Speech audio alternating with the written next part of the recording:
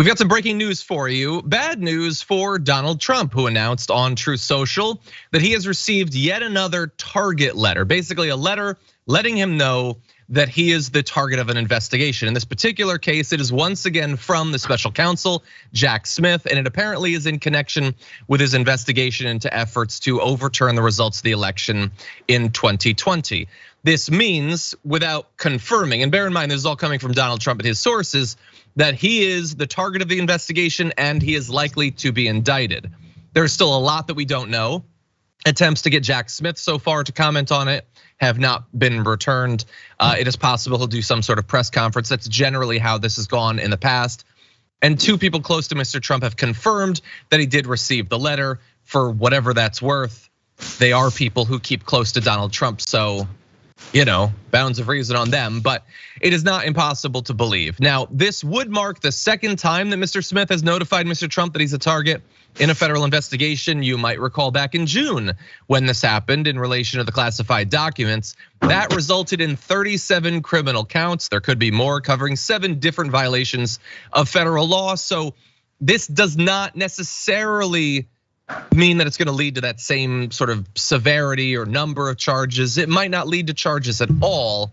But if you were wondering if there'll be charges, this certainly seems to take us down that road a little bit. Michael, what do you make of this? Yeah, look, I don't think there's any question, and it's not a question of the number of charges. I think that many people have been watching each of the cases, from Fulton County in Georgia to the documents to E. Jean Carroll to the Stormy Daniels to January 6th and what happened there, have looked at that case as being potentially the worst for the former president. And because of that, when you hear that he's getting out ahead of it and saying that he's gotten this letter, that he is a target of the investigation, all of that, they know, his legal team knows that this was coming, or knew that this was coming, and that Smith was keying in on this. And a lot of the people that he's made deals with, from Mark Meadows on down, are in the effort to see what Trump's involvement was on January 6th and in denying the results of the election. It would be hard to believe that some charges aren't coming.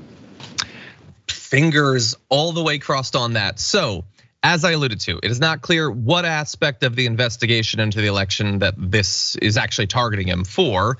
And it doesn't necessarily have to be just one. It could be multiple different areas. There are certainly some juicy possibilities. They've looked into an array of schemes that Mr. Trump and his allies have used to stave off defeat. So we know that Jared Kushner appeared before one of the grand juries just in June. Rudy Giuliani had a recent interview with prosecutors. We know some of the areas that have been investigated. So that includes ads and email messages that sought to fundraise off false claims of election fraud. And the decision by Republican electors in some states won by Biden to send signed statements purporting to affirm that Trump is the victor. So it could be something as relatively minor as the false, false premise of this advertising stuff.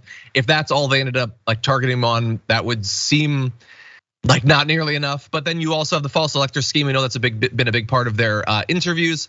There's obviously January 6th.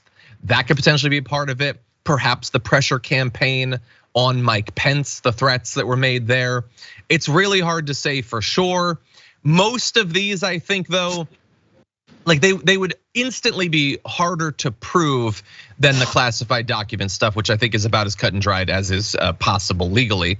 But all of this is incredibly significant. I think for many people, the different charges that he's faced, while serious, they don't individually rise to the level of the actual attempt to overthrow the results of the election. Bear in mind, all of this is separate from the Georgia investigation, Fulton County, which, by the way, he also got bad news on this week. The Georgia Supreme Court unanimously rejected his bid to head off potential indictment in that, saying he makes no showing that he has been prevented fair access to the ordinary channels. He is asking this court to step in and itself decide the motions currently pending in the Superior Court. This is not the sort of relief that this court affords, at least absent extraordinary circumstances that petitioner has not shown are present here. So that also could be coming supposedly as early as the 31st of this month, or perhaps in the weeks to follow. So some very serious threats, different options. It's impossible to say, but do you have any kind of read on where they might be landing on this? No, I mean, in Fulton County, I don't. I mean, we all know the same sets of facts, and we all know what has been said by Brad Raffensperger there, by the governor there, Brian Kemp. Raffensperger is the Secretary of State. We know that there are others in Georgia who have accused the former president of doing things in the interim between Election Day and Inauguration Day, 2020 to 2021, that were untoward, illegal. We've heard recordings, so we know what the prosecutors there have. And I even say, what the January 6th committee did, a lot of people were frustrated that Congress changed hands, that committee dissolved, but a lot of the work they did is work that Jack Smith and his team have jumped on. A lot of those same witnesses are witnesses they've subpoenaed and talked to. So it really went a long way toward getting the attention of federal prosecutors, and that's what this was about. So I think some of the worst stuff is still in Washington. I still think the incite to riot stuff is the smaller part of it, but it's not absent that. And I also believe that a lot of what we're hearing about the pressure campaign to remain in office started in the Oval Office, which is going to be a big part of what Jack Smith is after. Yeah, it's entirely possible that they have actual witness testimony about what happened, after the election on January 6th and the lead up to it. There's a lot that we could potentially find out. Even once the charges come out, there are more charges that could come during the trial. We've already been told that that's a possibility with the classified documents. Yeah. And so, I mean, buckle up. We're not nearly at the end of this. For more political news breakdowns, interviews, stories of activism, and me trying my hardest to care about the occasional big celebrity news story, subscribe to our YouTube channel at youtube.com/The Damage Report. And you can ring the bell wherever it is so you don't miss anything.